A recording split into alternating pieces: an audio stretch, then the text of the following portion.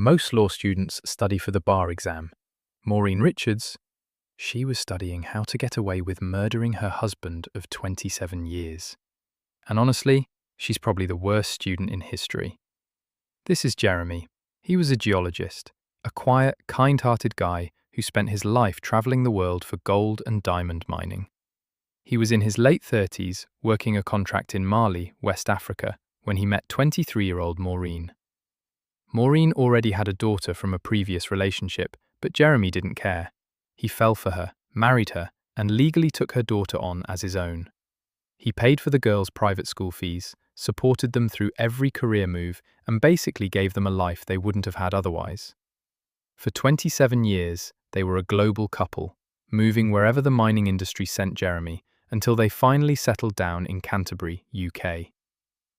Fast forward to 2021. Jeremy is nearing retirement. The work is drying up, his health is failing, and he's feeling low. Meanwhile, Maureen decides she's a boss babe now. She enrolls at Christchurch University to study law. But while she's learning about justice in the classroom, she's practicing torture at home.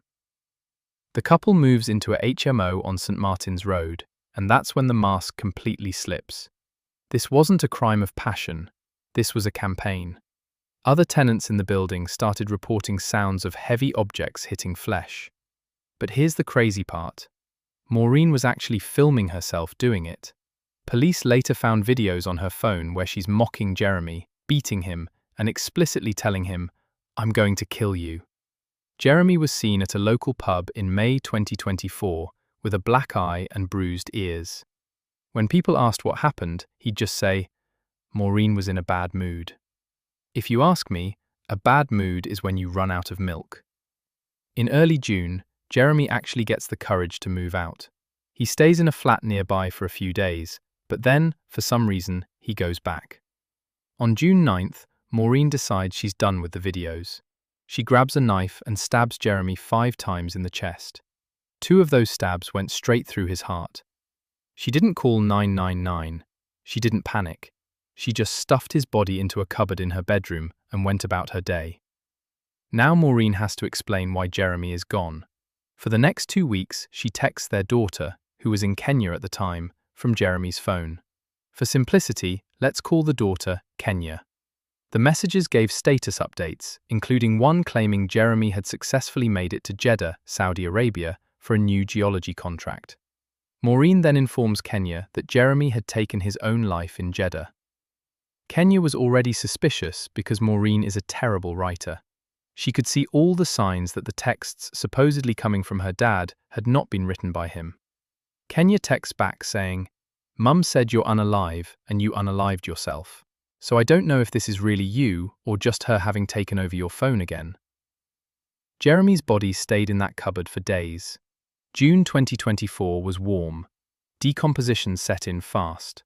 Eventually, the blood from the cupboard soaked through the floorboards and started dripping from the ceiling of the flat below. What does she do? She took Jeremy's bank card and went to the shops to buy cleaning supplies. She tried to scrub the carpet, but she just ended up pushing the blood deeper into the floor. When the smell became too much to hide, she allegedly dismembered him, shoved the remains into a canvas holdall, and dragged it down the stairs. A neighbor actually reported hearing something heavy being hauled down the stairs in the middle of the night. Once that was done, Maureen started living her best life. Between June 20th and June 30th, she was caught on CCTV hitting up shops in Canterbury, tapping Jeremy's card for clothes and groceries. She even hired a handyman to mow the lawn and told him, "Make sure you leave all those grass clippings right under those bushes." Guess what was under the bushes? The bag with Jeremy in it. Kenya called the Saudi authorities. They had no record of him even entering the country. On July 5th, Kenya finally reports him missing. On July 11th, the police show up to arrest Maureen for fraud because of the credit card use. But as they're standing in the garden, they smell it. That overpowering odor of death. They find the bag under the grass clippings. Doctors later found he had old rib fractures and signs of being strangled weeks before he actually died. In April 2025, the jury saw through her spooky defense and convicted her of murder. Maureen Richards was sentenced to life in prison with a minimum of 22 years. Here's Maureen in real life. Researching these cases and making the videos takes hours. Your likes, comments and follows are the caffeine that keeps me going. It is completely free for you and means the world to me. Please hit the follow button and help me grow.